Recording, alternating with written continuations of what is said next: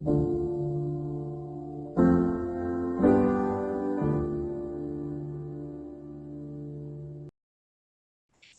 on what we were just talking about, there's this David Bowie quote that I really like. It sticks with me. I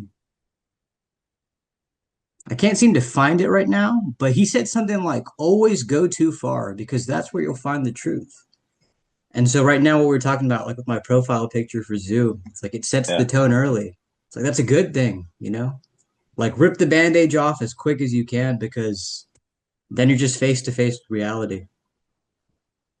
There's so much like learning in discomfort, I think. And if you flip that, there's so much like danger in comfort, in not pushing yourself to the boundaries. I've now that I'm a little bit older, right, and I look back on different seasons of my life, the places where I always grow is where I get uncomfortable or where I push myself too far, quote unquote, too far. And when you're in it, you hate it. I don't know. Let's pick a time and place. Like for me, the one of the first things I think of is when I transferred over to UH for my junior and senior year. I was living on my own. I was working 40 hours a week and I was taking like 12, 15 credit hours depending on the semester. And it was hard, man.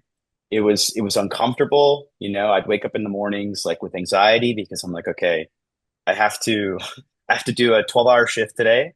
I have to study for a midterm. I have to like pay my bills. Like I don't have a ton of money right now. Um, Never learned to manage finances before that period. And so you're like, when you're in it, you're just like, I hate this, I hate this, I hate this. Or at least that was my mindset at the time. But when I made it to the other side and I had some uncomfortable lessons, right? Like, you know, showed up late for work or had to call off on some shifts last second, maybe underperformed in a class, spent too much money, like spent out of my budget. When I'm saying those things, those evoke negative emotions in me, right? Because it sucks. You hate being in trouble or not leaving a good impression on people. But now that I'm on the other side of it, it's like I learned how to work hard. I learned like how to time manage. I learned how to manage my finances. And if I had never done that, if I had just been kind of, I don't know, take something out of the equation, like if my parents were just paying for my education or I was taking a really easy degree that I could do fully online, I would have never learned that lesson. So, and did I put myself in that position to learn that on purpose? Absolutely not. It was by accident. It was not by design. But I'm so grateful that it ended up happening that way because I think about like who would I be if I had never learned those lessons? And I think I would be a worse version of myself. So I don't know what David Bowie meant when he said that, but the way I interpret it is like, yeah, I get it. Like I'm so glad that sometimes accidentally, and then now as I get older, a little bit more on purpose, I push myself as far as I can go because I know that's where the truth is, right? You can kind of get shielded from reality in some ways by family, by friends, by yourself. But if you really put yourself out there, then you'll start to learn like some uncomfortable and comfortable truths about life. You know what I mean? Yeah. I think I think what Bowie meant by his statement was something akin to not being scared to offend, to be yourself, to be the most real version of yourself. So that way you can come face to face with reality. But going back to what you're saying, I love it because recently I had a conversation with a therapist about something very similar. A character that I've been fascinated with for a long time is Alexander the Great. And in one of Robert Greene's books, he has a part where he talks about Alexander. And the point that he emphasizes is Alexander's father was King Philip. Alexander was a prince. He could have lived a very lavish life. He had no need to do anything else. I mean, the everything was there for him on a golden plate. But Alexander quickly realized I have to make my own necessity because if I don't, I'm just going to be stuck here and this is my life. So he made his own necessity. He pushed himself out of that comfort and he left Macedonia, and he became who he became. But I'm curious about your take on this. how does a person make that necessity for themselves when they don't have to? I want to hear your response. That's a really interesting question.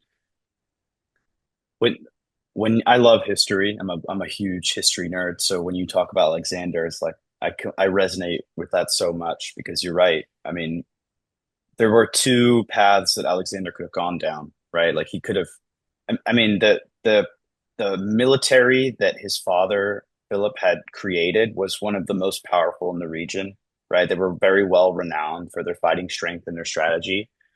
Um, he had collected a lot of wealth, a lot of influence. There was a lot of politics going around at the time.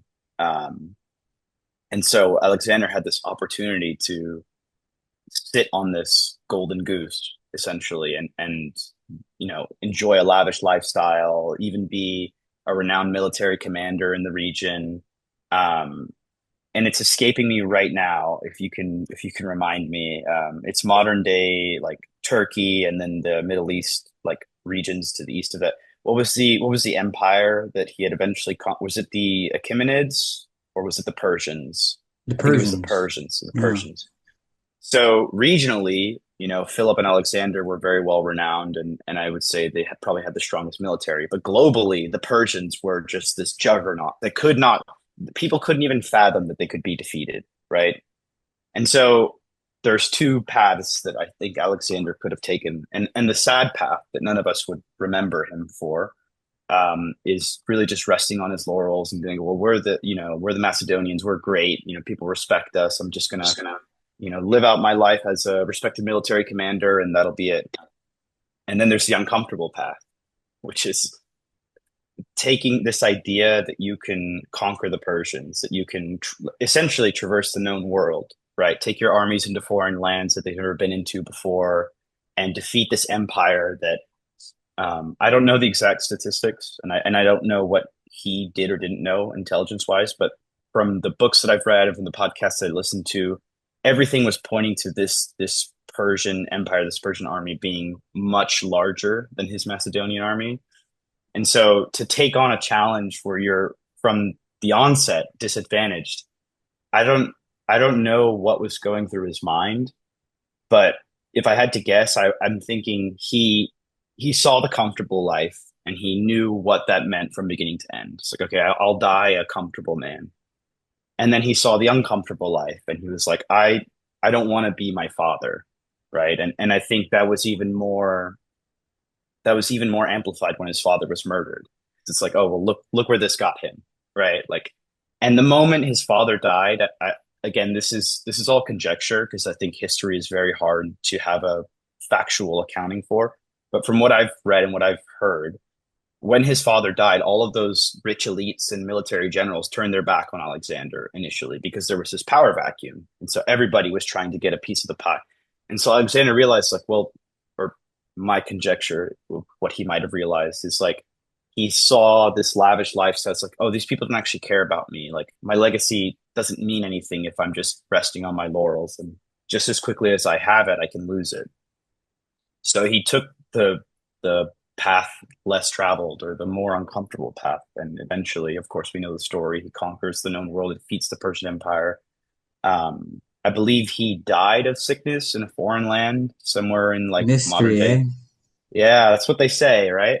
Um, so circling all of that back into your question to me, um, I think what people can do, what I do is like I look at what I have and I try to map out as well as I can understand it. Like if I kept everything the same today, what would my life look like until the end? If I played it safe, right? Um, and something about like knowing kind of helps you take risks because I'm somebody who's played it safe quite a few times in my life because I felt like I've had to. And then because of that, it's made me want to take more risks because you do the safe path, the correct path, and you go, okay, so this turned out exactly how I thought it was going to. Maybe there was a few hiccups along the way. I got to where I wanted to go, and I realized that this goal that I thought was everything, actually now it's just normal for me. I'm used to it. And so in a way that makes me want to be uncomfortable because and I don't speak for anybody else but myself, like taking risks, taking like more uncomfortable paths, not not deviating away from the norm. What you get out of that is you get uncomfortable truths, you get stories, and you get life experience. And to me, that's more valuable than something like stability. Because if you're stable and you always take the safe path, who are you at the end of your life? Um, think about that. Like, if you have regrets when you're 80 and you can't walk, it's too late to do anything about that. But when I'm faced with a decision and it's like something risky or something adventurous or something new, the frame that I look at it is like, will I regret this when I'm older? And usually the answer is like, take an extra trip, go somewhere, do something out of your comfort zone. Um, I used to say no to a lot of things. A lot of like friends would say, "Hey, we're going to go camping for a weekend in this, near the state park." And I'm just like mosquitoes and the hot Texas sun and taking a dump behind a tree and wiping with like that all sounds miserable. And so I would say, no, I'm going to stay at home in my air conditioning house and, play video games or something. And then the time passes and you played it safe and you didn't take the adventure. You meet up with all your friends and they have all these crazy stories to tell. And yeah, it was uncomfortable. And yeah, they got bitten by mosquitoes. And yeah, they ate beans out of a can. But, they all got to watch the sunrise together and they got to experience camping. They heard crazy sounds in the night. You know what I mean? They have this spirit and this adventure. And what did you do? You did the same thing that you've done 100 times before. And to be honest with you, I lived like that for quite a while. And I was like, eventually it just broke me, like the comfort and the stability and the knowing everything. It's like a curse. It's like, yeah, I know how my weekend's gonna go. It's the same weekend I've had for the past year. And so I just did a complete 180 and I just started saying yes to everything. A few weekends ago, one of my friends was like, "Hey, my family and we bought these off-roading Jeeps and there's this off-roading course outside of Austin where we're just going to drive our Jeeps through all these rugged terrains and mountains and hills and climb. And it's pretty dangerous and it's a bumpy ride and whatever, but we'd love it if you would come." And that is something that I would say no to a million times out of a million, 3 years ago, 5 years ago. And I was like, you know what? Let's do it. It sounds uncomfortable and it sounds weird. And I'm gonna have to wake up early and drive to Austin and then wake up early and go out onto the course with them to do something that I might not even like. And then I get back Sunday evening and my whole weekend's gone. I gotta go to work. I was like, but let's do it and then let's assess afterwards how it goes. So we head out, and again, I have no context for. I've never done this before in my life. We're not like a big off-roading family. So we get to this Jeep park, right? And it's essentially like think of like hiking for vehicles, right? There's these giant trails and courses and like mountains, really. It's like in the hill country of Austin. And you go to the front of the park, you buy a ticket, you get in, whatever. My buddy's got like a 2009 Jeep, 100,000 miles on it. You know what I mean? Like no roof, no sidings. So we hop in, it's me and my buddies, and they're all like, they're surprised that I'm there, first of all, because they're like, yeah, usually you don't say yes to this kind of things. I'm like, let's try it out, man. Let's see what happens. And it was some of the most fun that I've ever had doing something I've never even heard of before. I didn't even know people did this. I mean, we were doing these like we at some point we were like completely vertical with the ground. Like that's the Jeep was like two tires hanging on to the side of it. I mean, it was Dang. crazy. You know what I mean? You feel at some points you feel like not that you're gonna die, but that the Jeep might get stuck, you might fall, you might take a big hit, whatever. So we do all the off-roading. It's an awesome time and take some really cool pictures. And then there's a shooting range like as part of the land. It's owned by the same owners who own the outdoor park. So we decide like, hey, let's go shoot some clays and then let's go check that out. So we add that on top of our day. One of our friends was from out of state. He's from Illinois, and he didn't really shoot guns out there, so that was his first time shooting. And Mm. I hadn't shot clays in 6 years, but I forgot how much I loved it. I mean, it was so much fun. And so I get back Sunday exhausted, right? I mean, but all I can talk about to my family and my friends is like how much fun I had and how cool everything that we did was. And so I'm like, all right, let's do a retrospective. I did that. I could have stayed home, slept in, chilled, watched some Netflix, maybe played some video games. I don't know, gone to the gym, do some errands, whatever. It's like, which weekend would I have preferred? I'm like the risky one every single time because now I have stories, I have experience. I built bonds with my friends, and the big aha moment that I had is like talking about being tired, right? Like energy, right? So I'm like, oh, I'm gonna be exhausted when I get back. That was my concern, right? And like ironically, when you do nothing all day, you're freaking exhausted. Like you're tired in a different way. You're foggy. You're like it's almost like your body never woke up in the first place. And so I don't go back to work Monday morning if I just slept in all weekend and did nothing and feel like I'm refreshed. At least that's how I work. I don't feel that way. And yeah, I was physically exhausted when I got home and I had like no time to myself. I just took a shower, went to sleep, and then woke up for work. But like, got my 7 hours, got my 8 hours, felt fine in the morning. And like mentally, I was invigorated. Like my brain was just running at some because it had learned all this new stuff and it was recording all these experiences. And so I'm like, yeah, I don't all those like weekends of playing it safe, you're not gaining anything. Like that time is for you to do what you want with it. But like now I've seen both paths, and I would always just err on the side of doing something new, exciting, adventurous, risky, because it's like even if it fails, you have stories, man.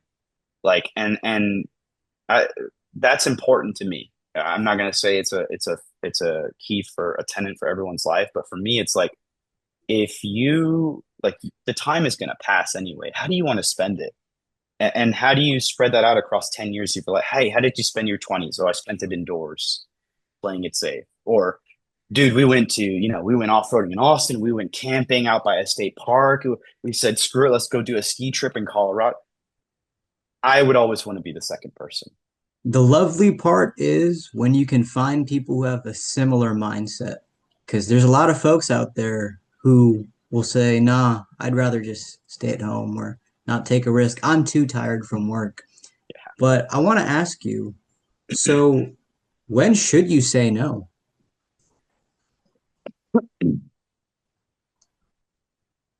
Man, that's a really good question. Dude, like almost never, honestly. I, not when you're young, at least, I feel like you should say yes to everything with good intentions, right?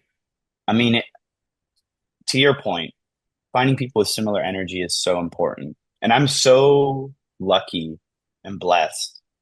I have friends who, despite me saying no 100 times, 99 times, would still ask me the 100th time to come because that's who they are. And they love doing new stuff and just road trips and whatever.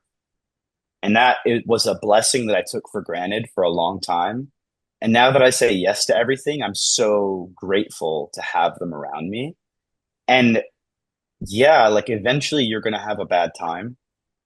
Not everything has been picturesque, amazing, but if you're rolling a dice and 4 out of 5 times you hit, why would you stop? Not to make this like a gambling analogy, but just it sort of is a risk that you're taking when you're saying yes to these things. You might not always like it, man, but you can you can learn things even from unenjoyable experiences. That's something that I really believe in. If something horrible happens to me, I try to look at it like, what did I learn? Even baseline, if the only lesson was I don't like this, that's valuable information, man. So I at work, at school, in life, the more you say yes to like good intentioned things, right? And by that I mean like, hey, we're gonna go break into somebody's house, whatever you want to. It's like, yeah, no, not gonna do that. But if they have a good heart and they're asking you, even something like mundane, hey, can you help me move this weekend? And your initial, oh, I'm gonna have to lift stuff, and I'm gonna get paid, whatever. I helped. a few months ago, one of my friends bought their first house and they were like, "Hey, can you help me move furniture and then paint the house?" And dude, yeah, I see it on your face. It's like that's that sounds like a shitty day, man. Um, but I said yes. And I'm so glad I said yes because I didn't really in the moment process it. But like think about if and when that's you, because that's a goal for most people, right? Is to be a homeowner. And I thought about it after the fact when all the work had been done and my back hurts and I honestly that was my first time painting a house, so that was rough too and whatever. And we're sitting there and I can see it like on their face, like they're just so proud to finally like have their first house. And they're a woman, so small girl, and they had a ton of furniture. And I'm just like, she would have had to pay, movers to do this, so she couldn't have done this on her own. But she has a support system, she has a tribe, she has friends who love her. And I'm like, if that was me, I would hope I could rely on the people I consider my close friends to help me. And this is one of the biggest moments in her life. And I didn't process that when she was at what she was asking me to do, because it's manual labor, it's hard, it's long, there goes my Saturday. But even something that is just objectively like a drain on your energy, I don't even regret saying yes to that, because after we finished, we got a bunch of pizza from Costco. We were drinking some beers while we were working. And I got home, I got paint stains all over my my clothes, but I was just proud. I was proud that I helped somebody who I care about. I was proud that I learned a new skill. I'm not very good at painting houses, but I know how to do it more or less now. Um, and I was proud that every time I go over now, like I feel like I contributed something. I'm not just like a freeloader. When I show up to when they host me, it's like, hey, I've earned my spot at the table. So, man, if somebody's got a good heart when they're asking you for something and you trust them, I would almost never say no unless you're like really sick and you need to be in bed and rest and whatever. But for the most part, yeah, say yes to whatever you can, man.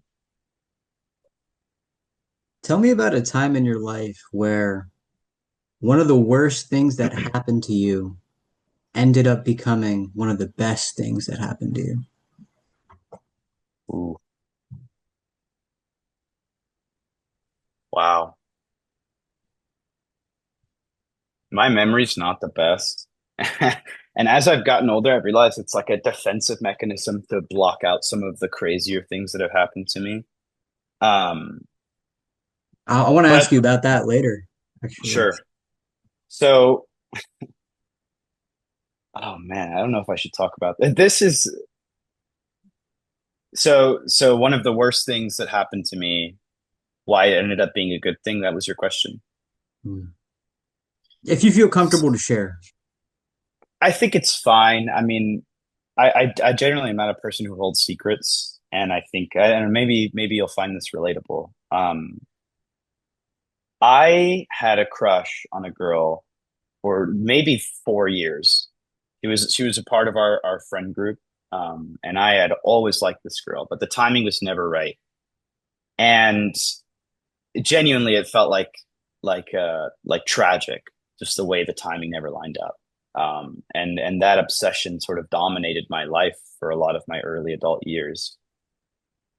Um, well, one day, this was I think at the beginning of COVID, the timing actually did line up, and we had like a long conversation. We realized the whole time the feelings were mutual. And I was over the moon. I couldn't tell you how like ecstatic I was. I was like, this is crazy that this is actually going to work. So we started dating, and a lot of problems unearthed themselves from that. A lot of learning came from that, because it was like, storybook how exciting it was to me. But I realized that I had been putting somebody on a pedestal for 4 years and just amplifying them to this like divine being, just treating them like not an equal, but that I was below them in terms of importance. And my mental health really struggled, and we struggled, and she struggled with that.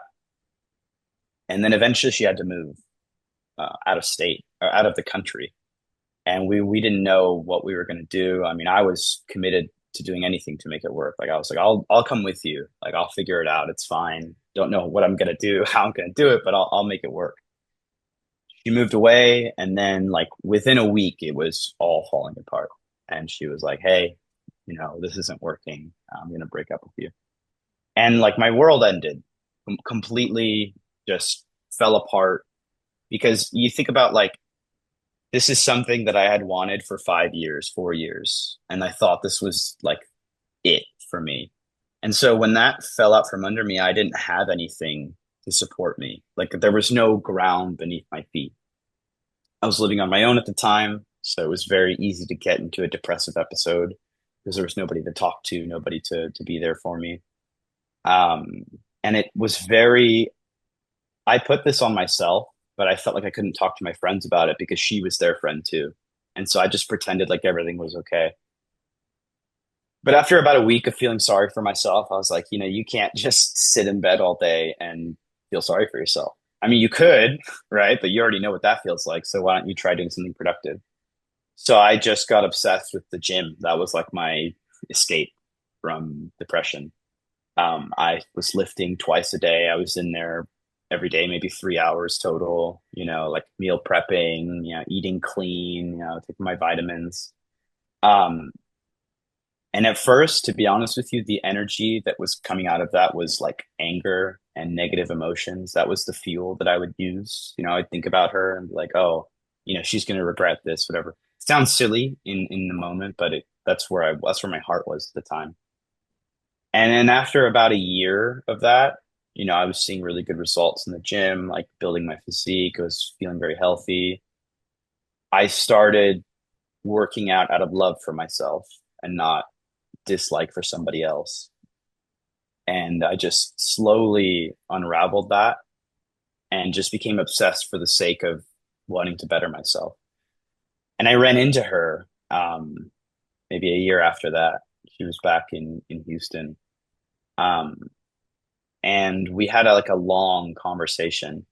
And I like all of these ideas that I had about this person, that they were this just all-knowing, like, genius, whatever, fell apart because this is just a person with mistakes and regrets and imperfections. And I've been like mentally modeling myself after this person for a long time, but they're just as young and inexperienced and dumb as I am. And so why have I cared so much? And after that conversation, we never spoke again.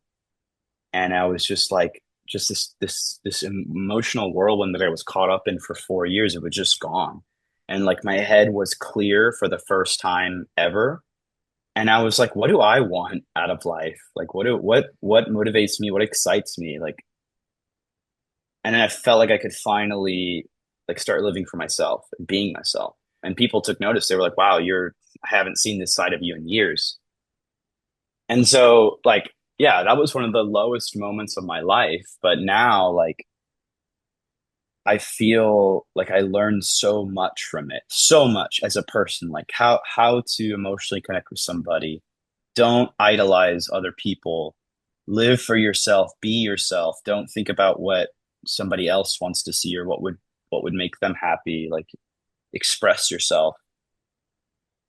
Find out what excites you and what you obsess over and throw yourself into it. There, like I could write a book about all the lessons that I learned over some heartbreak. And there was a point in my life where I was like, if I don't marry this girl, like my life is over, and there's no point. And that's so, it sounds so silly in hindsight because like honestly, my attitude now is like, if I never, you know, if I, how do I say this? Like, I'm not worried about dying alone or, being alone, whatever. I'm in a relationship right now and love her to death, but it wasn't out of necessity. I didn't feel like I needed to be with somebody. It's like, hey, this is me. This is my life. I kind of like what you got going on. Interested in sharing with you and seeing what that's like. And if I had never gone through this, like emotional turmoil, I would have never been able to approach this person with the mature mindset of like, I am who I am. You can like it or love it, but I'm not going to change for you. So yeah, I never talked about that before, but that's one of the biggest, I would say, emotional roller coasters that I've experienced is just thinking that, your life is over and then realizing that you're always going to set yourself up to fail if your entire goal is modeled around somebody else's thoughts and feelings in life. It's just I don't think that's a proper way to live, but I also think I had to go through that to learn that lesson, to actually value and appreciate things like alone time and my own thoughts and feelings and emotions and expressions. So I have some habits that some people don't think are perfect. Like I speak my mind always. I don't really have a filter. And some people are like, that's annoying and that's whatever, but that's that's truthfully that's me. That's where you go too far, like David Bowie says. Always go too far. That's where the truth is. And thank you for sharing that, man. That was beautiful. And what I loved especially was how you said that, your current relationship, it wasn't out of necessity. That's Yeah. profound. That's really profound. I've realized that myself a lot too recently, where we meet people and then we create these certain models of them in our head, and we think, okay, this is who they are, that's what their life is about, this is where they're going, or what they value. And then you run into them later and you realize, oh, like reality is very different. That's not it. And they are just like me. They're just another human being who doesn't have it all figured out. And they're still learning and they're still growing. And there's something really refreshing about that and relatable. I think when you see that, I wonder if that girl was even more relatable to you after running into her than before because you saw her as just another human being who is still growing and learning. In a lot of ways, yeah. It the mystery, the mystique wore off, and I realized like, oh, this is a scared person who doesn't know what she's doing, just like me. Um, I had this blind trust in any way she wanted to go, and I was like, oh, she's just figuring it out as she goes along, and so am I. And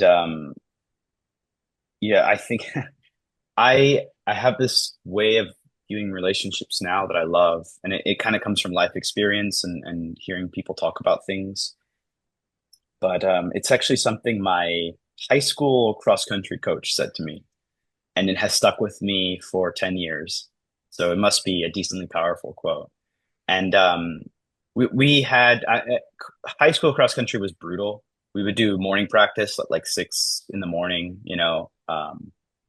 we would have school right after we, all shower together, just a bunch of nervous, Did you go to my self-conscious. high school, by the way? I can't Which remember. high school did you go to? Cy Woods. No, no, I went to Springs. Okay. Okay. Yeah.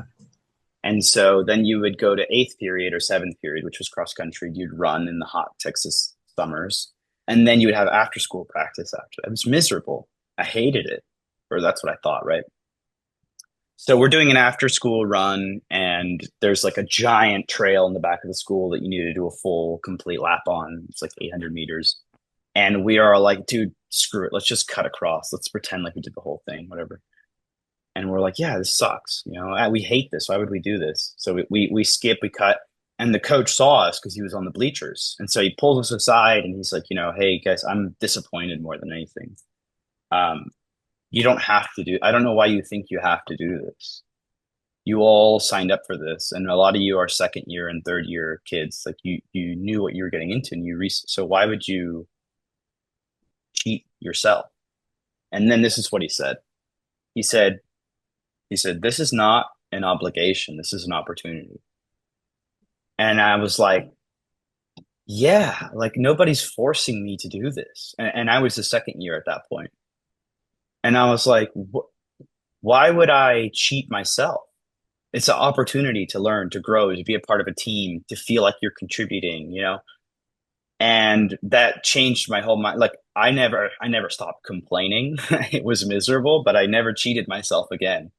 I was like, yeah, if I'm going to do this, if I'm electing to do this, I should treat it like it is an opportunity because it is.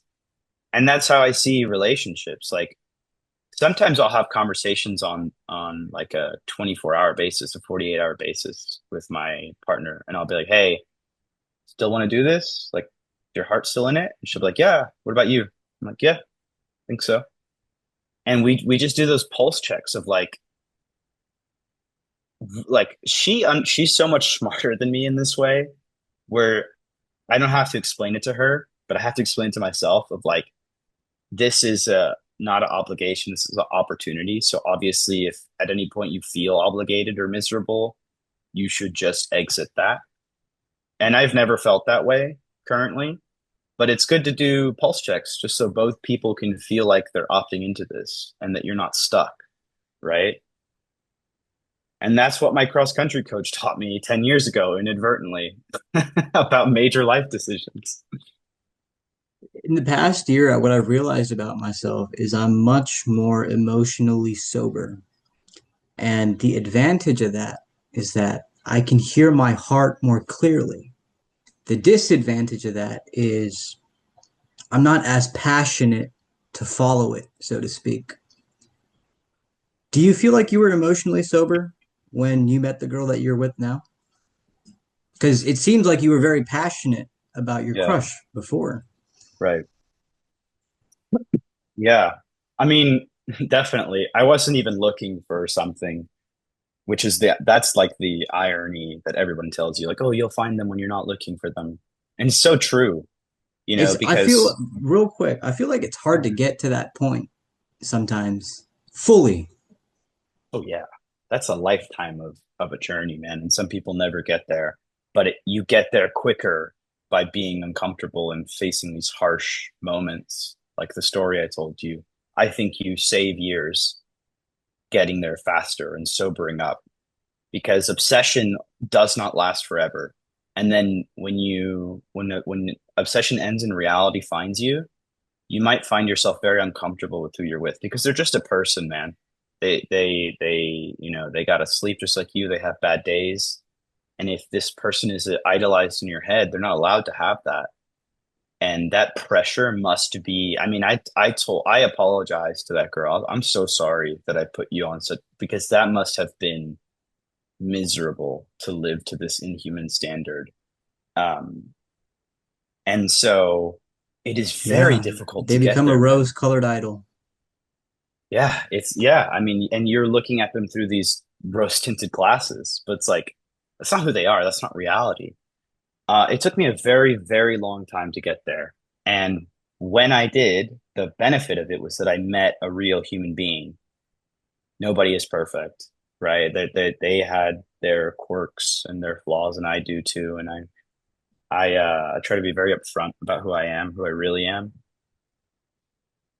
And yeah, I like how you said it. I mean, emotionally sober, because then I made a rational decision. Like obviously I really like this girl and she's very attractive to me, but she also makes sense, like there are a lot of times you're going to meet people who don't make sense, but your heart is so you yeah, maybe they live 6 hours away from me, but I can make the drive on the weekend. That's fine. And whatever.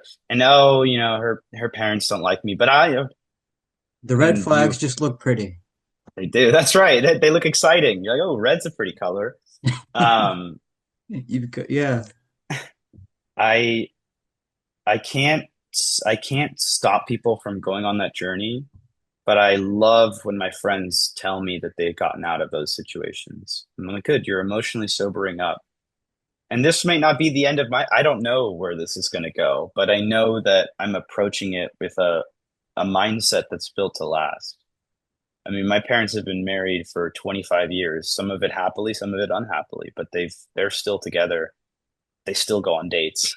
You know what I mean? Like that's my model. And how do I get there? Every time I ask them for advice, they go, dude, it's work. It's not roses and the movies and, passion. It's work. It's hard freaking work. That's another human being. And on their bad days and your bad days, you're going to have to meet them in the middle. So, and the analogy is like you going to build a house with a strong foundation, or are you going to build it on hopes and dreams? So, Yeah, yeah. I want a house that you can lift up with a bunch of balloons. Maybe in the movies.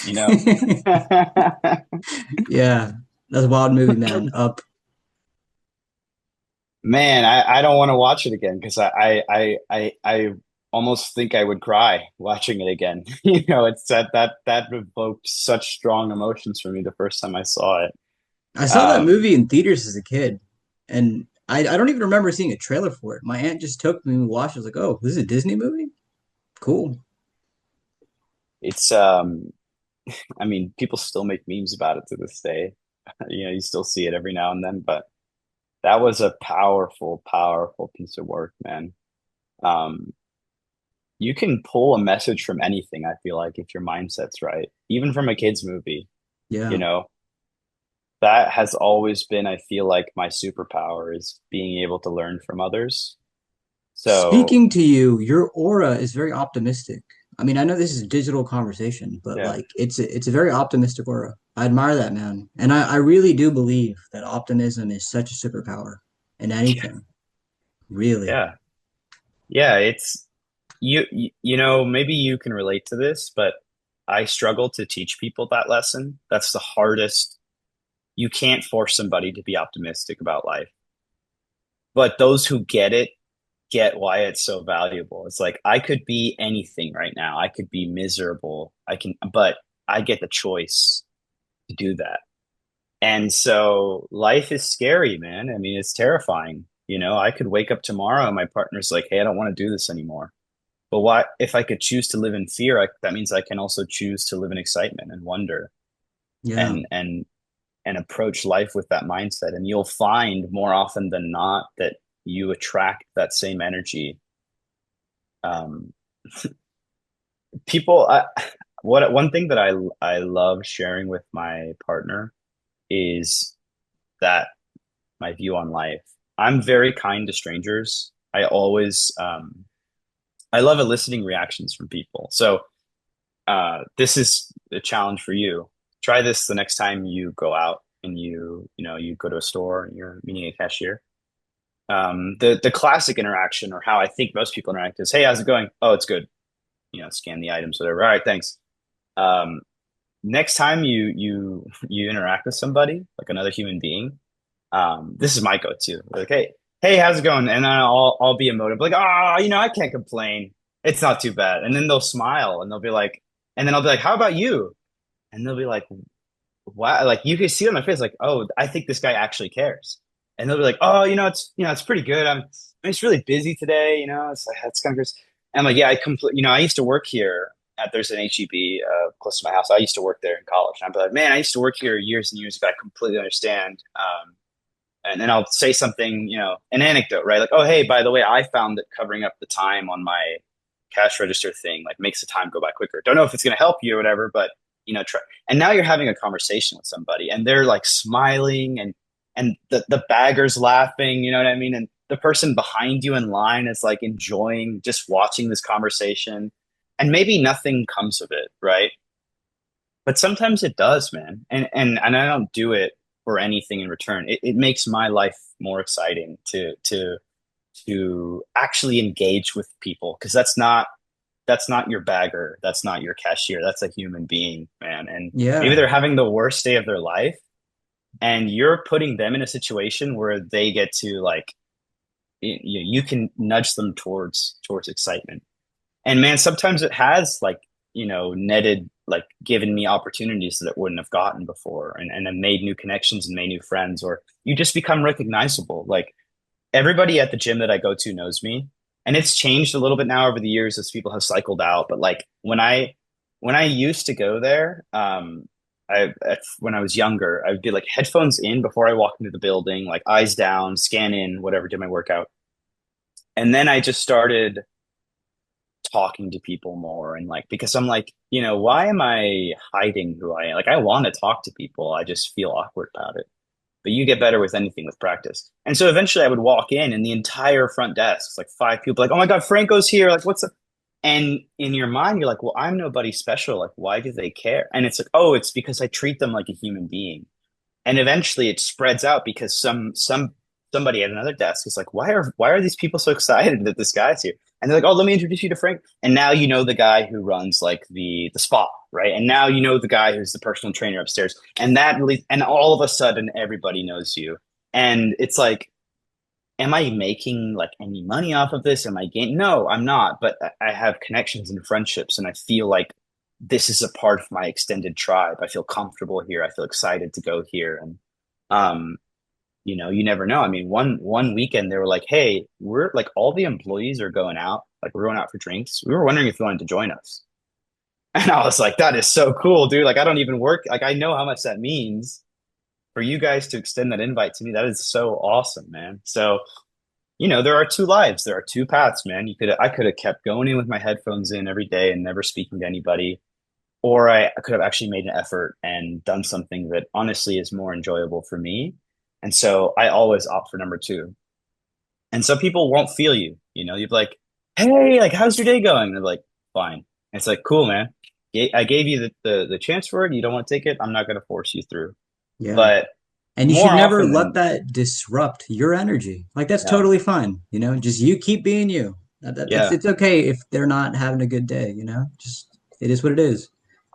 Or maybe they're just awkward and they need a little encouragement. I used to be a very Mm. awkward kid before all the practice and the social experience. And when I meet awkward people, I love it because I can see myself in them. It's like, I know you want to engage, you just don't know how. And so I'll start off, whatever. And I Mm. can see they're very meek in their response. They're not looking at me. And I don't let it dissuade me at all. And I keep going. I'm like, oh, yeah, man. Da, da, da, da, da. And they start like physically opening up and they get excited and they're like, oh, this is someone I can be comfortable with. And now they're going and they're having an awesome time. And I'm almost enjoying it vicariously through them because I'm like, man, this is probably like a rare opportunity for you. And like I can tell you're having a great time. That's making me have a great time because like this is like a thing I've learned is like you choose to make things awkward as a person. Like you can be weird or weirded out or make somebody feel uncomfortable if you choose to. And if you don't, it's very hard for them to feel weird about themselves because I'm like, I don't care who you are, man. If you're a good person and you got good energy, like you're more than welcome in. So I don't. I honestly forgot how we got here, but I love like that. Every time I go out, I'm like, I wonder who I'm going to run into today and what conversation we can have. And I hope that made their day better because it definitely made my day better. It Yeah. energizes me. No, absolutely, man. That's beautiful. I mean, you've been mining diamonds in this conversation, one after the other. I love it, really. I was wondering though, Franco, do you Yeah, have any closing thoughts? Anything you felt like you wanted to say we didn't get a chance to? Or something on your mind that you wanted to express? that's a really good question, man. I'll share to you and whoever watches this maybe one of the most valuable lessons that I've learned. Um, One of the newer lessons that I've learned. It's still very raw because these things that we talked about today. I mean, first of all, thank you because this was so fun. Just how it's. I do just treat it as a conversation, but it was really fun to share, and you're a great listener. So thank you, Hey, first of man, all. it was fun. Same here, dude. Like, this has been awesome. I really loved everything that you shared. I love to hear that. I'm going to share something a little more raw and recent in the hopes that like you can kind of get a peek on something that's a little less refined in terms of like my learning. So I before I started working, I've been at my current job for almost 4 years now. I was like a broke college student, you know what I mean, sort of just going around. But I was very one thing that I was very myself, and it's because my identity was tied up in me, like Franco. And the more I started working after college, the more my identity got tied up with my job title and who I was at work and my performance. And that sort of leaked into my life and colored my energy and my thoughts. And I really struggled this year, to be honest with you, because work was is very stressful. And I let that leak into my personal life. And I was like miserable a lot of the time. And like my partner noticed it, my friends noticed it, my family noticed it. But I didn't know what to do. I was like, I can't help you guys because like my problems are still there at work and I'm gonna have to face them tomorrow morning. And I had my performance review last week. And I mean, it went well, right? My boss is like, you work very hard. I can tell you care a lot about this. You care almost too much. She's like, I'm not here to tell you that you're perfect, but I'm not here to tell you that you're not where you need to be. She's like, I would rather you get that positive energy back than be the perfect worker drone. And she's like, I almost think you're too emotionally tied up in how your day-to-day performance is going. And I was like, this is so strange because this is my performance review, but she's encouraging me to be more myself. And that's why I love who I work for. And that's why I stay here for so long. And she was like, don't feel like your whole life is tied into the success of what you're working on because it's not. And take it from me. I mean, my boss is like a director level, like C-suite level person. She's very important. She gets paid very well. And she goes, I don't tie my life into my work because it was too stressful. And so I'm telling you this at the end of my career. You're at the beginning. I don't want you to fall into the same trap that I did. And it was just a conversation. And she was like, you're doing great. You're on track. Everything's good. You know, enjoy the holidays. And I felt so free after that because it's like, I am not my job title. Like I'm still Franco. I'm still that guy who before he was working, before he was here. Like nothing's changed there. I just felt like my value and my worth and whatever was tied up in my job performance and my job. And now I feel so much like every time I interact with people, I feel like that weight is off my shoulders of like, and my partner notices it too, my family notices it too, and my energy has changed. And so I would just encourage anybody watching this, or even yourself, like you're a young adult, you're moving into the world. Anything that comes as a result of who you are, the work that you put in, the things that you learn, the skills that you acquire, that's great. You know what I mean? That's you earned that. But you can never be defined by something external. Even if you become the president of the United States, right? That's not who you are. That's your job. Great. But if you got fired from the presidency tomorrow, would you cease to exist? No, you would be you again. So don't make that mistake of associating your identity with what your career is, what you do for work, how your job is going. That's a part of you. It's an extension of you, but it doesn't define you. And I made the mistake of letting it for a while, and now that I've refocused my energy, I feel so much better um, when I'm working and when I'm not working because it's just undue stress. So I hope that helps somebody. That is like the biggest life lesson of 2025 for me. I feel like a bit of an idiot for not already knowing that, but yeah, I just wanted to share that. Beautiful, man. Thank you. Yeah, you really did share a lot, and every single story, I personally got something out of it. And I really wish we could have continued this conversation more because I have so many more questions, but it's just the time for me. But Yeah, there is one thing I wanted to ask you before we exit. sure.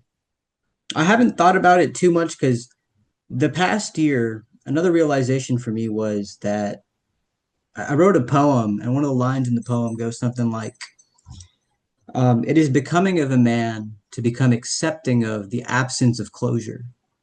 So, in this phase of my life, I've become less and less attached to the idea of closure and the need for it. But I remember back in 2020 when the pandemic happened. I can't remember if we were in the same grade or if you were a year ahead of me, but that was a sort of an awkward exit, you know? Everybody that was in my life prior to the pandemic was not there when we left the pandemic. And so I remember I initially was thinking like I didn't have closure with any of those people. I don't even know many of those people anymore. This is the first time you and me are talking since before the pandemic. Yeah. So is that something that you struggled with yourself in your life at that time?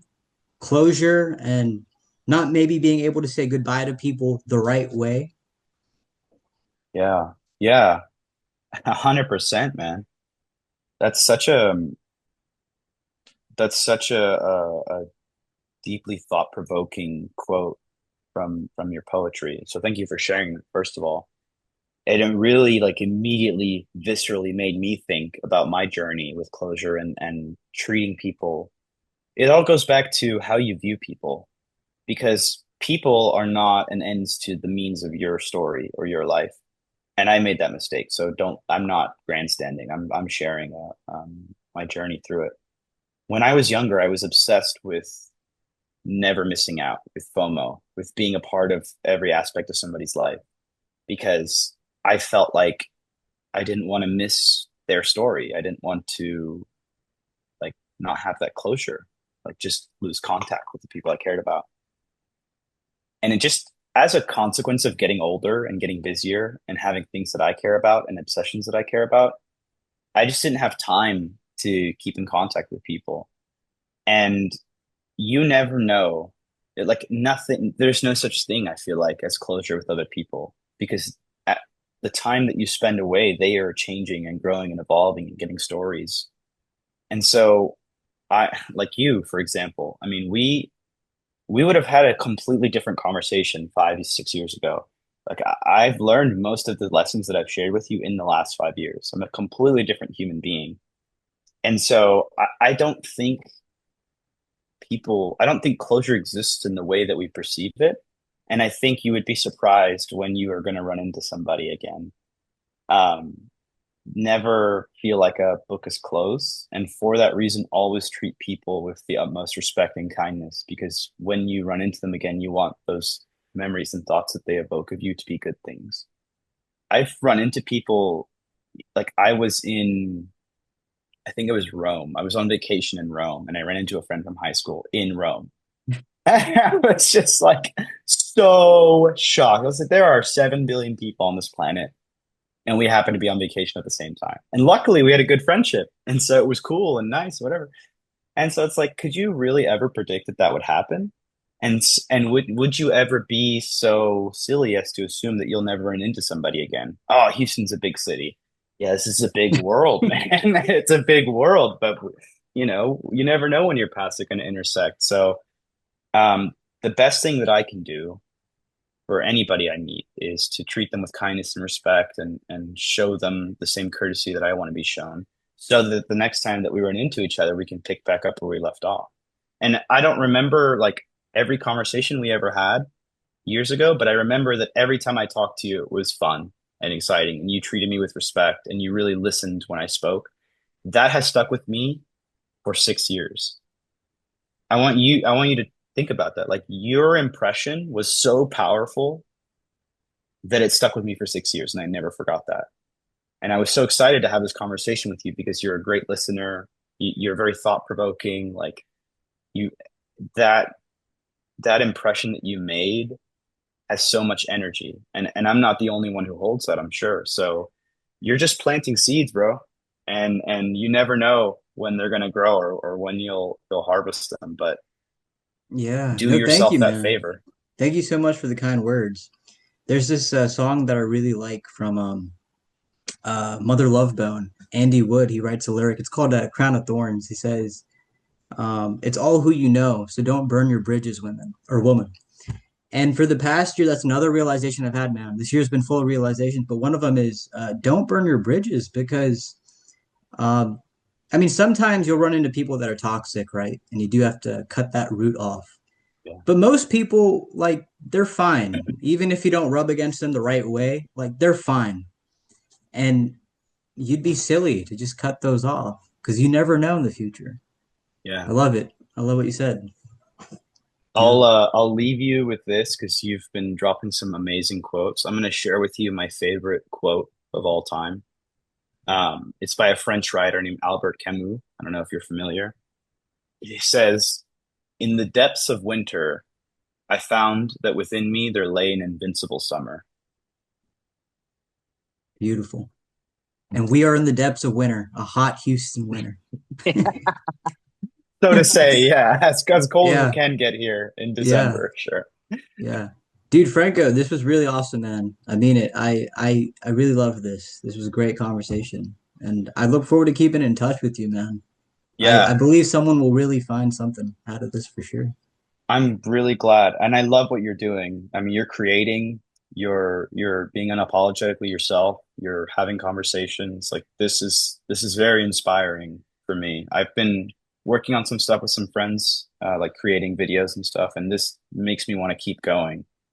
Um, this is really awesome what you do. You can reach out to me at any time. It doesn't have to be for a podcast. Like if you Same want here, to, man. Yeah. whatever, I'm around, man. So thank you for hosting me, for having me. This was such an enjoyable experience. I love hearing that, man. Yeah. Send me your videos. I'd love to see them whenever you feel ready or yeah. I will do. I will Okay. do. And then whenever you get a chance, please just send me the picture you want for the thumbnail. Oh, okay. Absolutely. All right. Anything else, man? I've gone over time already, and I've yapped and yapped. So I think I've said what I wanted to say, but that's it. Thank you. Yeah. Thank you. I suppose until next time, man. You Yes, take care, sir. Franco. Have a wonderful holidays, my guy. Take care. Thanks. You too. Bye.